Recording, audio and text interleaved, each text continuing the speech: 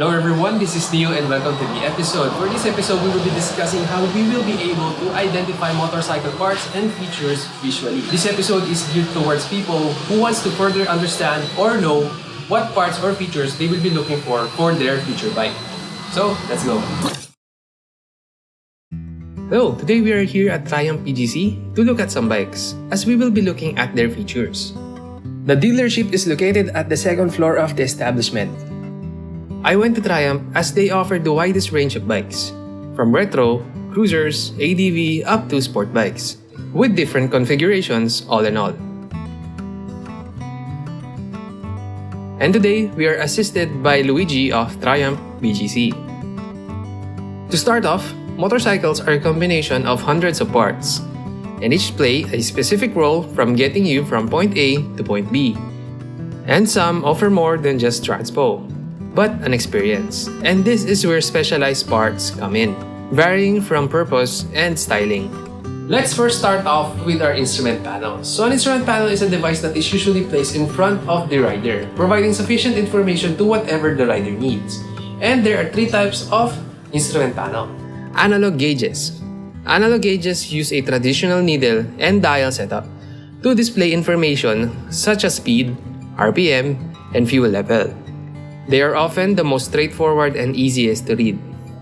Digital gauges use LCD or LED displays to present information in a numerical format. They offer more advanced features such as trip computer, gear indicator, and temperature readings and can be easily customized.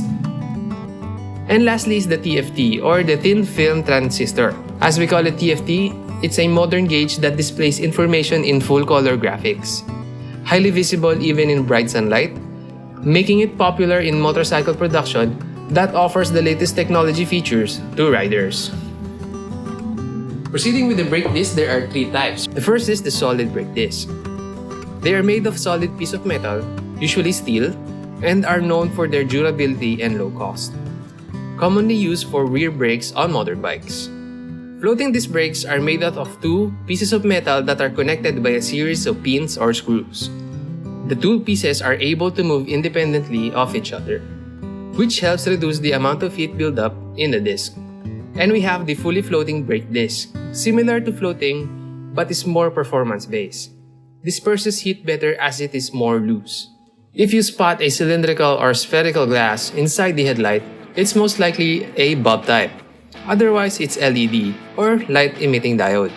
It's just small diodes that are equally spread on the light cases, both for headlights and signal lights.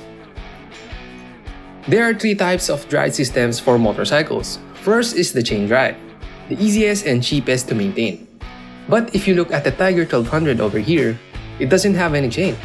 Instead, has a large cylindrical piece, and that is called the shaft drive system, a more longer-lasting type of drive system built for a tougher environment and is more durable among the drive systems.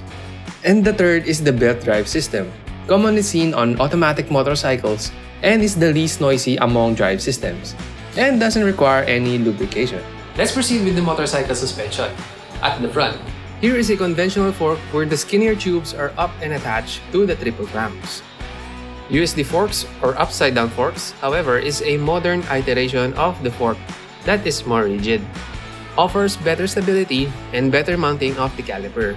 And speaking of mounting of the caliper, we have two types of brake mounting. First is the axial, where the bolts are perpendicular to the wheel, mostly a type of mounting for conventional forks. For radial mounting, the bolts are parallel to the wheel, more rigid, improved alignment, and improved braking feel under aggressive braking.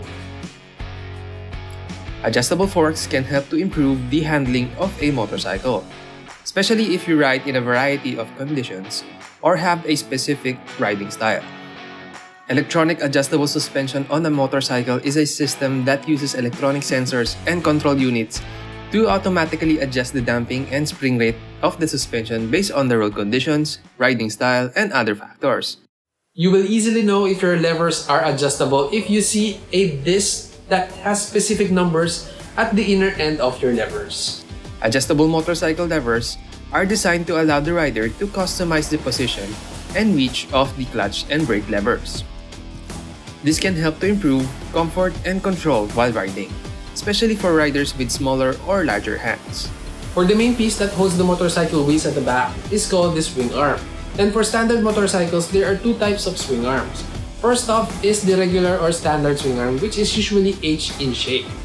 And on the other hand, or as we can say on the other arm, is the single swing arm, or other people call it the forearm. This is usually C in shape, and the wheel is mounted on one side of the swing arm.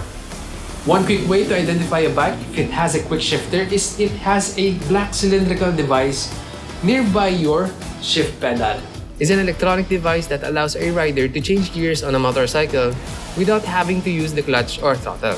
You can easily identify a motorcycle if it has an hydraulic clutch if you see a glass or steel container nearby the left lever or the clutch lever.